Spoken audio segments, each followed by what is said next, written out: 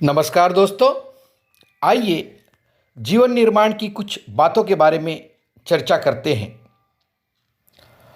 जो स्वावलंबी नहीं होते, जिनका जीवन निर्वाह दूसरों की कमाई से होता है, जो दूसरों के द्वारा रक्षित होकर जीवन धारण करते हैं, वे अपने विचारों की उन्नति नहीं कर सकते। उन्हें अपने आश्रयदाता के विचारों के आगे दबना पड़ता है। कभी कभी तो आपने सद्विचारों की हत्या तक करनी पड़ती है। विचारों के दबते दबते नवीन सद्विचारों की सृष्टि होनी रुक जाती है। शरीर की भांति उनकी बुद्धि और उनका विवेक भी परमुखापेक्षी बन जाते हैं। अतएव यथासंभव स्वावलंबी बनने की चेष्टा करनी चाहिए। दोस्तों, आज के काम को कल पर छोड़ना, काम करने में दिल को लगाना ही नहीं, यह बहुत ही बुरी आदत है। इस आदत के वश में रहने वाले मनुष्य का इस लोक में और परलोक में उन्नत होना अत्यंत ही कठिन है। समय बहुत थोड़ा है, मार्ग बहुत दूर है। मृत्यु प्राप्त होने और शरीर पर रोगों का आक्रमण होने से पहले ही तत्पर होकर कर्तव्य पालन में लग जाना चाहिए।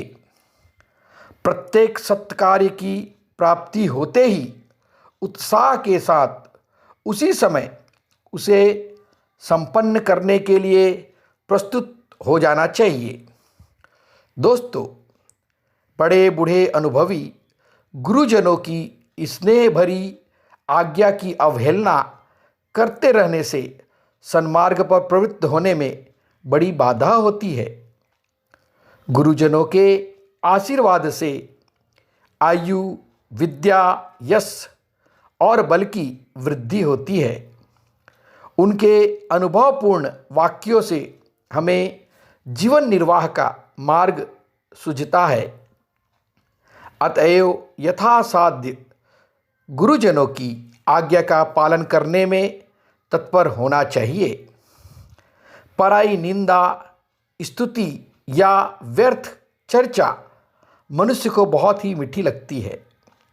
जिसमें पर निंदा और पर चर्चा तो सबसे बढ़कर प्यारी है।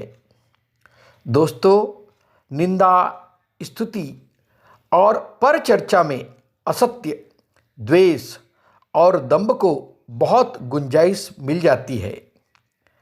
अतएव निंदा या व्यर्थ चर्चा तो कभी भी नहीं करनी चाहिए।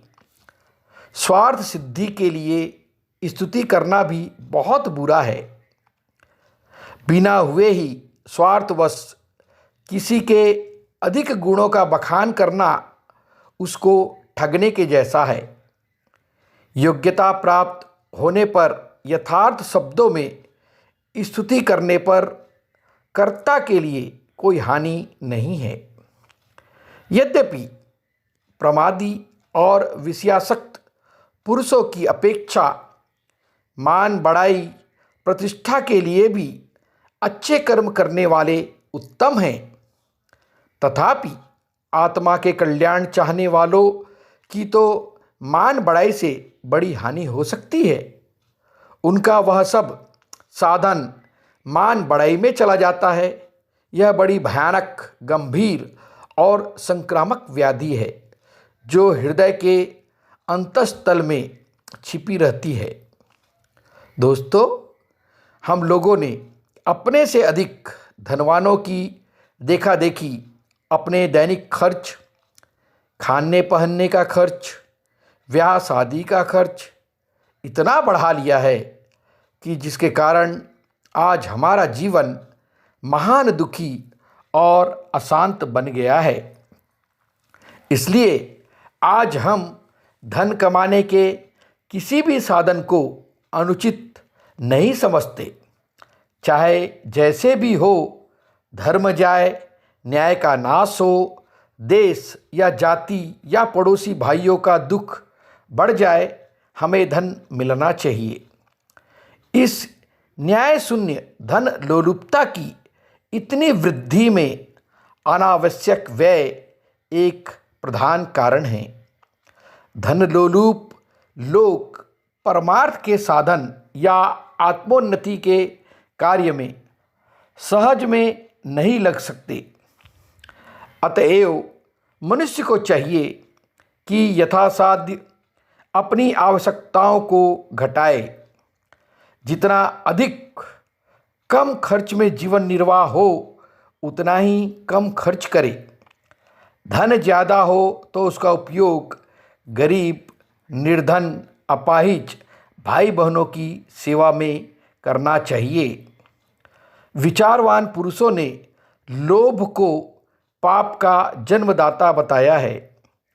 लोभ वृत्ति जागने पर न्यायालय और सत्यासत्य का विचार नहीं ठहर सकता।